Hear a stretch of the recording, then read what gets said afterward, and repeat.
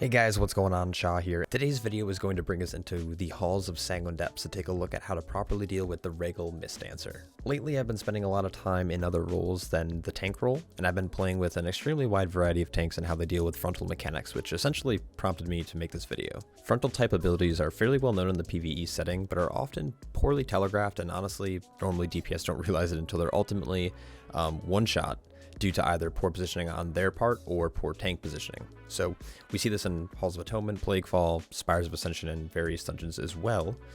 Though in Sanguine Depths, the notorious Regal Mistadancer tends to create these spatial dilemmas for a lot of groups. Luckily, a smart tank can actually easily combat this, making these pulls more comfortable for your group. And I'm going to show you today exactly how to deal with that. So let's take a walk. So, really quickly, the Regal Mistadancer's frontal ability is actually called Echoing Thrust. So what this essentially is it's going to thrust their weapon outwards, typically at the tank or whoever they have threat on, which honestly should be the tank, inflicting, X amount of shadow damage depending on key level to all enemies caught within that line. And then subsequent casts of that Echoing Thrust ability will actually cause the same Echoing Thrust to appear in this the places that it was before. So what this can create is if you're moving this mob around a lot, pointing in different directions, kiting this mob away from something or someone for some reason, it's going to create these spatial dilemmas for your group where you're going to run out of room, or mobs are going to be extremely spread out, and then therefore you're not optimizing your damage. So this cast is what I normally see a lot of tanks mess up, or they don't handle this properly. Now, of course, there are some weeks where it's like Sanguine and you're forced to kite, or something like necrotic stacks where you need to start kiting if this thing is up for a very long time. This will typically only happen in higher end keys on fortified weeks, but you want to minimize your movement when Echoing Thrust is happening or there's a Regal Mistdancer in your group or pull. Most groups strategies actually only end up dealing with one of these mobs, but I normally see a lot of keys break within the first pull because this mob isn't handled well, and a tank gets one shot. So let's quickly dive into two different clips that I have of this. It's during the same week, and we're going to just see how you're going to deal with this if you're pulling a triple pull or a single pull doing this. So what I mean by that really briefly is there are some groups who decide to pull all 10 mobs here that you see that I have highlighted onto the lantern for the Venthyr buff. But some groups actually just like to pull the Regal Mistdancer pack by itself, and I'm going to show you two clips of how you would deal with that in these different situations. Alright, so like most Sanguine dungeons start, you're going to do a pull timer. This is mainly so the Guardian Druid can use Incarn. I think this first clip is actually a triple pull, if I'm not mistaken. And someone forgot to put their key in, so I'm wasting my Ravenous Frenzy and Incarnation, but you know what, at the end of the day, it's not going to matter. I don't remember what key level this was, honestly, now that I think about it. I think it was like a 18? Oh yeah, no one put it in. Alright, so similar to most Sanguine runs, you're going to just start by running right out here. This is a 17 Sanguine. This is actually on a bolstering week, so it can get pretty scary here. But what we're doing is we're actually triple pulling, and then I do want to do one quick pause. So what I'm doing here is this triple pull at the end. These mobs are technically not tethered together.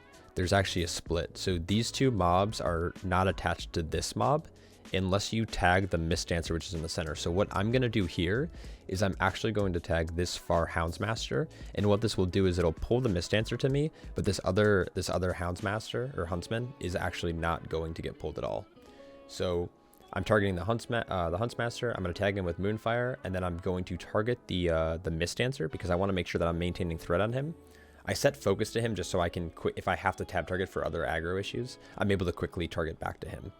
We're going to open up the cage, and what I'm doing essentially is I'm backing into this little corner right here next to the lantern. So the lantern is right here down in this corner, and there's this lip. The reason I'm standing here is because now the Regal Mistdancer's frontals are always going to go into this wall, therefore no melee DPS or no caster DPS either should ever be getting hit by it because it's going to be facing into the wall. So I have Incarn, I'm spamming, the Mistdancer just got here, it's facing into the wall as you can see. It's going to go off, and as soon as it goes off, I'm stepping back into this corner to make sure that I'm constantly overlapping the Echoing Thrust. So Echoing Thrusts are going to happen about every 10 seconds or so. So as you can see, the next Echoing Thrust went off, and there's actually two of them here now overlapping. So the more times Echoing Thrust goes off doing this strategy, you definitely don't want to be caught in this because that means you're going to get hit by more and more of them in a row. So if I stood here, I'd be getting hit by 2 instead of 1. So what I'm doing is I'm just moving right back in. The bolstering is starting to stack up. The Paladin just stood on a trap. If you're comfortable as a tank player stepping on traps to help your melee out, I recommend doing so, but with the echoing thrust going off, sometimes it's a little sketchy to do that because you don't want the echoing thrust to face a different direction.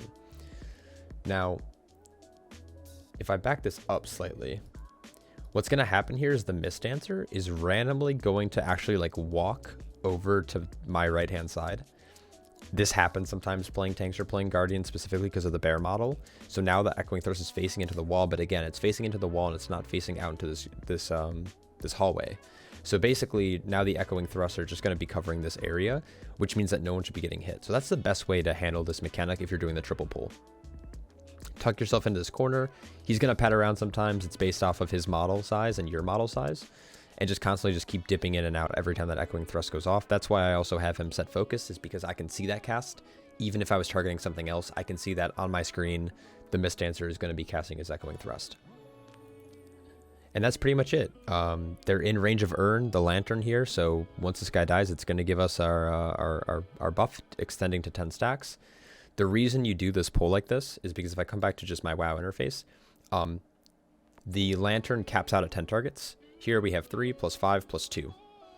Now there are some groups who just do these two, which is fine at 8 stacks. 8 stacks is definitely like still good to get, but that's why a lot of groups you'll see actually pulling in these extra 2 mobs.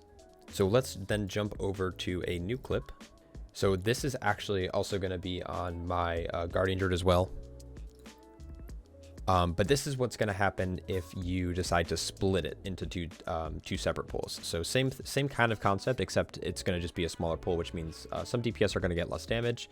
In lower keys, this is nicer because when there's a lot of mobs, sometimes it can get a little overwhelming, especially if there's like Sanguine being dropped or bolstering stacks get really high. So this is 16.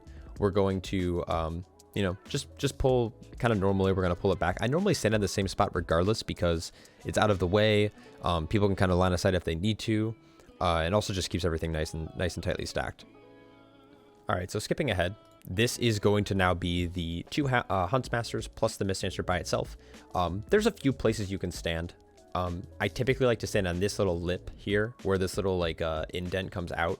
I stand here, and if I ever need to, I kite along this wall. You don't always have to, but just in case there's, you know, things like Sanguine and stuff. So what I'm going to do is I'm going to just drag him right into this corner. I'm going to stand pretty much on these candles. And again, the first echoing thrust is going to go right out at me. Now, one thing you have to be careful on this pull is that there are 2 Huntsmasters, which means that traps are going to be dropped. Sometimes they're under melee, sometimes they're under the tank, but you want to make sure you're trying to absorb those if you can. So as of right now, there's already been 2 echoing thrust casts. We're just trying to keep them in this corner. And again, same thing. We have 1 going out this way, and we have 2 going out this way. I think there's actually a 3rd one. I think he's casting 1 as well right here. And again, we're just, as soon as the cast finishes, we're just trying to stack right back up. We're popping the trap if we feel comfortable doing so. And then we're making sure, again, the echoing thrusts are always going out towards this way because it's literally impossible for players to be out here. Therefore, they shouldn't get hit unless, of course, they're staying on top of you, which means that's their fault. that's bad player positioning. The Regal Mistadancer preferably should die first, but it's okay if he doesn't. Now, again, this one is a little weird because, again, he patted to the left despite me not really moving as much, so it did come out this way. But again, no player can actually stand out in here. Like, this is not where players can go. Neither can they go out here. This is all, you know, void. So this is how I found to handle the Mistdancer best. Now, there are some groups that like to pull this, you know, mob with it or something. If you're doing that, be careful. Again, you can like dip into this corner for echoing thrust. You can dip into this corner for echoing thrust. If you're pulling them down here, there's a corner over here you can dip into. You can dip in right here. Making sure that you're pointing them into a wall is probably going to be your best bet as a tank player to make sure that no one else in your group is getting hit by frontals, so you can create this comfortable space for them to do damage and to make sure that the mobs are dying as fast as possible. So that's pretty much it though. This isn't like a crazy lengthy guide. I noticed that there's a lot of tanks who struggle with this kind of stuff. In, you know, the 15 to 18 bracket, I've been playing a lot of Boomkin, I've been playing a lot of Rep Paladin, I've been playing a little bit of Mage. I've just noticed that some tanks aren't as keen on the positioning, and I think a video like this might help someone out. So if it does, awesome, leave that like down below. If there's any other questions about, you know, different pulls or how you would handle something in a dungeon, obviously let me know. I'm looking forward to 9.2, and I'm hoping to be able to release some content about that in the near future. But for now, just, you know, stay happy, stay healthy, and I'll catch you guys in the next one. Take care.